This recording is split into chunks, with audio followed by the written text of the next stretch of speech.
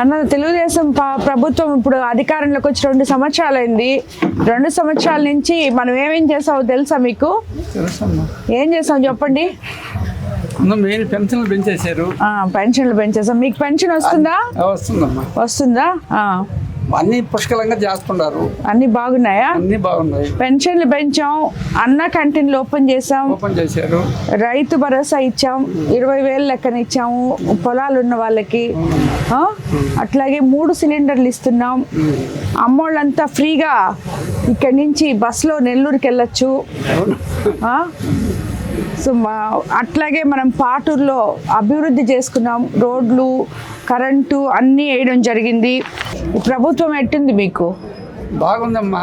బాగుందా? జగన్ ప్రభుత్వం కాదు ఇది. బాగుంది. Okay okay. అరాజకంగా చేసాడు 5 ఏళ్ళు. ఇప్పుడు బాగుందా? ఇప్పుడు బాగుంది. మీరు వచ్చినాక ఇంకా ఈ జిల్లా బాగుంది.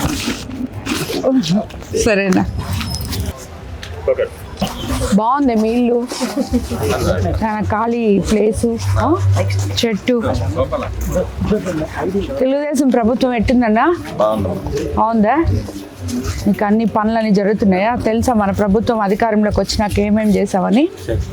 ఇంతకుముందు ప్రభుత్వం కన్నా ఇప్పుడు ఎక్కువ వచ్చింది కదా? ఎక్కువ వచ్చిందా? అంతకుముందు ఎంత ఇచ్చేవాళ్ళు, ఇప్పుడు ఎంత వస్తున్నారు మీకు? అంతకుముందు 12,000, ఇప్పుడు 15,000 ఎకరాకి. 20,000 ఎకరాకి. అదే. పెన్షన్లు తీసుకునే వాళ్ళు ఎవరు లేరా? పెద్దవాళ్ళంతా ఎవరు లేరు. పిల్లలు ఉన్నారమ్మా స్కూల్కి వెళ్ళే వాళ్ళు? ఓ పెద్దవాళ్ళు అదిగో చూడండి, మన ప్రభుత్వం వచ్చిన తర్వాత పెన్షన్ ఇస్తున్నాం, తల్లికి వందనం ఇస్తున్నాం. సిలిండర్లు వచ్చాయా మీకు? ఫ్రీగా బస్సులో వెళ్తున్నారా? ఒక్కోసారి వెళ్తున్నావా? ఇక్కడ మనకి అన్న క్యాంటీన్ ఓపెన్ చేసింది చూసారా ఎప్పుడన్నా కోవూరులో? ఎంఆర్ఓ ఆఫీస్ ఎదురుగా అన్న క్యాంటీన్ కూడా ఓపెన్ చేసింది. తెలుగుదేశం ప్రభుత్వం ఎట్టుందా? బాగుంది మేడం. బాగుందా? ఏమైనా వస్తున్నాయా మీకు బెనిఫిట్స్? ఏమొచ్చాయి? ఉందా 1 ఎకరా? ఆయనకి 1.5 ఎకరా ఉందా?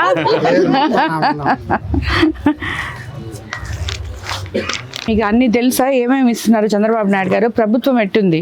బాగుంది మేడం. మనకి 4,000 పెన్షన్ ఇస్తున్నారు. ఎంతమంది పిల్లలు ఉంటే అంతమందికి తల్లికి వందనం ఇస్తున్నారు. అట్లాగే 3 సిలిండర్లు ఇస్తున్నారు. రైతన్నకి అన్నదాత సుఖీభావ ఇస్తున్నారు. ఇవన్నీ కాకుండా మళ్ళీ మీ పాటూరులో ఇప్పటి వరకు సుమారు అన్ని పనులు చేసుకుంటే సుమారు 3 కోట్ల దాకా పెట్టినాం పాటూరులో డెవలప్మెంట్ పనులు. ఏం చేస్తారు మీరు? చదువుకుంటున్నారా లేకపోతే ఏం చదువుతున్నావు?